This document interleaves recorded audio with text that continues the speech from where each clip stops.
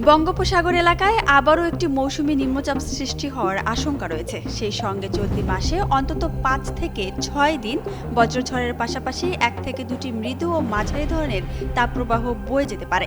সম্প্রতি আগস্ট মাসের দীর্ঘমেয়াদী আবহাওয়ার পূর্বাভাসে এমন আশঙ্কার কথা জানিয়েছে আবহাওয়া অধিদপ্তর। সংস্থাটি জানিয়েছে, চলতি আগস্টে দেশে স্বাভাবিক বৃষ্টিপাতের সম্ভাবনা রয়েছে। সেই সঙ্গে এ মাসে বঙ্গোপসাগরে ১ থেকে ২টি মৌসুমী লঘুচাপ সৃষ্টি হতে পারে। জেবিএস হোল্ডিংস লিমিটেড,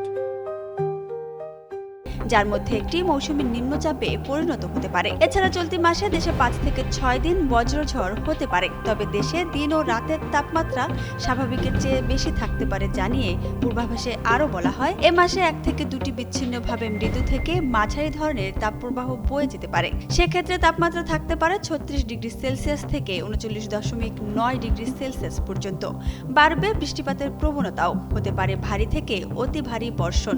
মাসব্যাপী আবহাওয়ার পূর্বাভাসে আরও জানানো হয়েছে, দেশের প্রধান নদ নদীগুলোর পানির সমতল সামগ্রিকভাবে বৃদ্ধি পেতে পারে এবং মৌসুমী ভারী বৃষ্টিপাতজনিত কারণে দেশের উত্তরাঞ্চল, উত্তর পূর্বাঞ্চল ও দক্ষিণ পূর্বাঞ্চলীয় অঞ্চলে স্বল্পমেয়াদী বন্যা পরিস্থিতির সৃষ্টি হতে পারে।